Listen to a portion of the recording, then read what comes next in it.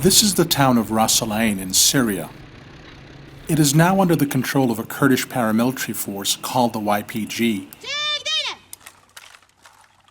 After months of intense fighting, the YPG drove out Al-Qaeda-linked groups and other rebel factions to win control of the town in July 2013. Billboards honor slain members of its fighting force. On a rare trip through Ras Al-Ain and other parts of northeast Syria, I had a chance to see some of the areas the YPG now controls.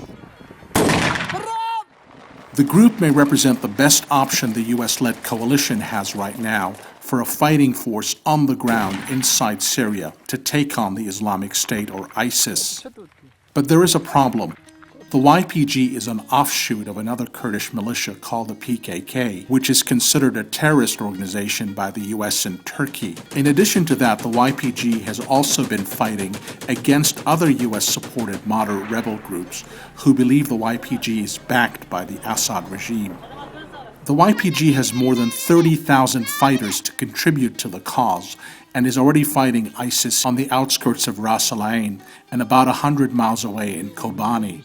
A commander I spoke to allied with the YPG says the group is worthy of support. إذا كان الأمريكا جادة في القضاء على داعش فعليها أن تساعد وحدات الحماية الشعبية بتقديم أسلحة لها. The YPG and its political affiliates are already running almost a state within a state in northeast Syria. And what they want is to expand and bolster autonomy in areas they control.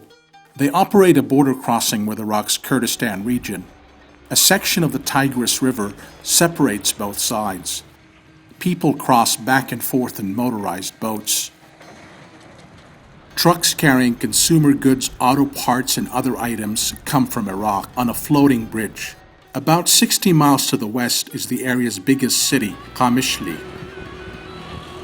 Here, the western section of the city is completely under the control of the YPG, and the main square is lined with the YPG's yellow flags and billboards.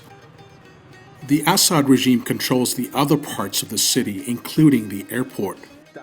Abdul Karim Omar, a foreign relations official in the local administration, says they don't recognize the legitimacy of the Assad government, but they've reached a non-aggression pact with the regime, believing it was in the best interests of Kurds. نحن لم نحمل السلاح لا في وجه النظام ولا في وجه داعش.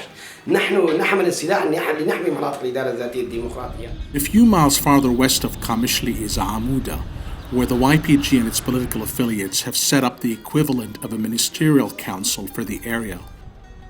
A State Department official told me that there would be no recognition for the self-rule areas by the US. But the official also said the YPG was the most significant, disciplined, and organized group in northern Syria, and that it was in the best interests of the US to deepen and expand cooperation in the fight against ISIS. For the Wall Street Journal, this is Sam Dagher in northeast Syria.